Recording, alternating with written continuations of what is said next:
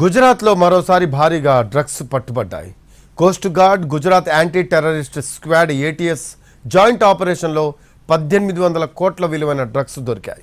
మాదక ద్రవ్యాలు ఎక్కడి నుంచి వస్తున్నాయి, ఎవరికి వెళ్తున్నాయి అనే కోణంలో అధికారులు విచారణ జరుపుతున్నారు.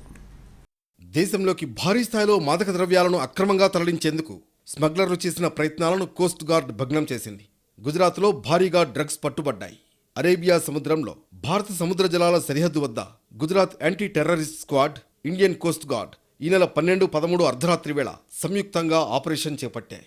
సముద్రంలో ఓ బోటు కదలికలు అనుమానాస్పదంగా ఉండడంతో దాని దగ్గరకు వెళ్లాయి. బోటు నాపాలని అధికారులు వార్నింగ్ ఇచ్చారు. కోస్ట్ గార్డ్ నౌకను చూడగానే బోట్లోని స్మగ్లర్లు తమ వద్ద ఉన్న సరుకును సముద్రంలో పడేసి పారిపోయారు.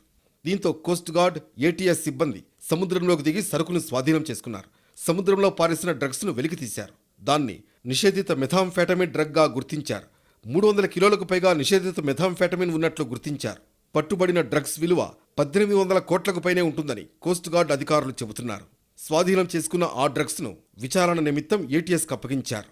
అయితే డ్రగ్స్ సరఫరా చేస్తున్న బోటుకు పాకిస్తాన్తో సంబంధం ఉన్నట్లు భావిస్తున్నారు. పాక్ నుంచే తీసుకొస్తున్నట్లు అనుమానిస్తున్నారు. ఈ చర్యపై కేంద్ర హోంమంత్రి అమిత్ షా స్పందించారు. భారీగా డ్రగ్స్ పట్టుకున్న ఏటీఎస్, ఐసీజీలకు అభినందనలు తెలిపారు. ఈ మధ్యకాలంలో ఐసీజీ, ఏటీఎస్ చేపట్టిన 13 జాయింట్ ఆపరేషన్లు సక్సెస్ అయ్యాయి. వేల కిలోల డ్రగ్స్ ను సీజ్ చేశాయి.